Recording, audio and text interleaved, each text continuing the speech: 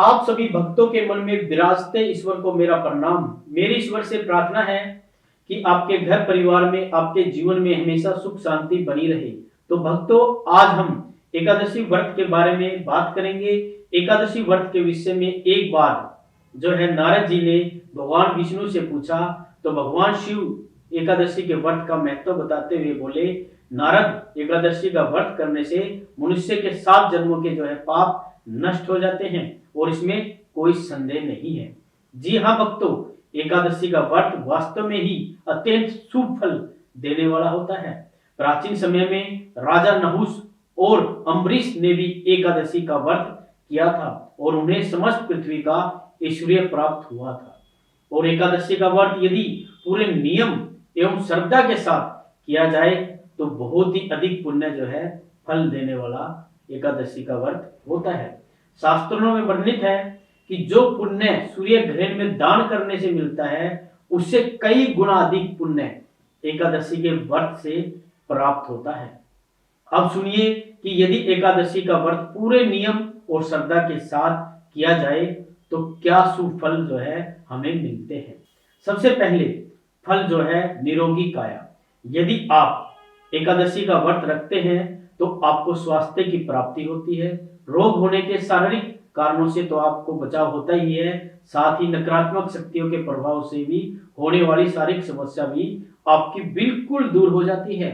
पितर दोष से होने वाले त्वचा रोग भी एकादशी के व्रत से दूर हो जाती हैं। इसका दूसरा लाभ है राक्षस या भूत प्रेत योनियों से छुटकारा। भक्तों, यदि किसी मनुष्य ने कुछ ऐसे बुरे कर्म किए हैं जिनके प्रभाव से उसे मृत्यु के पश्चात राक्षस या भूत प्रेत आदि की योनि में रहना पड़ेगा, तो एकादशी का व्रत अपने शुभ प्रभाव से व्यक्ति को राक्षस, भूत प्रेत या पिशाच की योनि में नहीं जाने देता। मृत्यु के पश्चात कल्याण होता है। एकादशी का तीसरा लाभ आप सुनिए, विवाह में बाधा की समाप्ति। यदि आपके विवाह में बार बार किसी भी प्रकार से कोई बाधा आ रही है तो एकादशी का व्रत रखने से वो बाधा समाप्त हो जाती है। यदि आप लगातार एकादशी का व्रत रख रहे हैं तो आपके विवाह में आने वाली बाधाएं धीरे धीरे समाप्त हो जाएगी और शीघ्र ही आपका विवाह हो जाएगा। अब बात करेंगे इस व्रत का चौथा लाभ। इससे पापों का नाश होता है। एकादशी का व्रत लगातार रखने से न केवल इस जन्म के पापों का नाश होता है, बल्कि पिछले जन्मों के पापों का भी नाश हो जाता है और पापों के दुष्फल से हमें एकादशी का व्रत बचा लेता है। अब हम बात करेंगे एकादशी व्रत का 5वां लाभ। देखिए, सर्व कार्य सिद्धि। आप श्री हरि का नाम लेकर अपने मन में संकल्प करके जिस भी कार्य की पूर्ति के लिए एकादशी का व्रत आप रखते हैं, उस कार्य की पूर्ति श्री हरि विष्णु जी की कृपा से अवश्य पूरी हो जाती है। अब बात करते हैं हम एकादशी व्रत का छठा लाभ, सौभाग्य, धन और समृद्धि की प्राप्ति।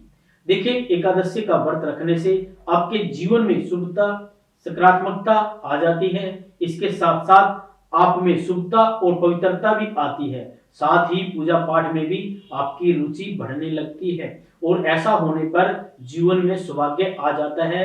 जीवन में धन संपदा और समृद्धि का वास हो जाता है। एकादशी के व्रत का 7वां लाभ सुनिए, खोया हुआ वापिस मिलने लगता है आपको। एकादशी के व्रत का ये बड़ा ही विचित्र लाभ है। यदि आपको लगता है कि बहुत कुछ ऐसा था जो आपको मिलना चाहिए था लेकिन मिल नहीं पाया और उसमें बाधाएं आती चली गई, और अब भी यदि आपको ये लगता है कि वो खोया हुआ कुछ आपको मिल सकता है, तो आप एकादशी का व्रत रखना शुरू कर दे। यदि वो चीज आपके योग्य में है और आप उस चीज के योग्य है और वो चीज खो चुकी है, तो वो चीज एकादशी व्रत के प्रभाव से आपको वापस मिल जाएगी। आपका भाग्य आपको जरूर मिल जाएगा।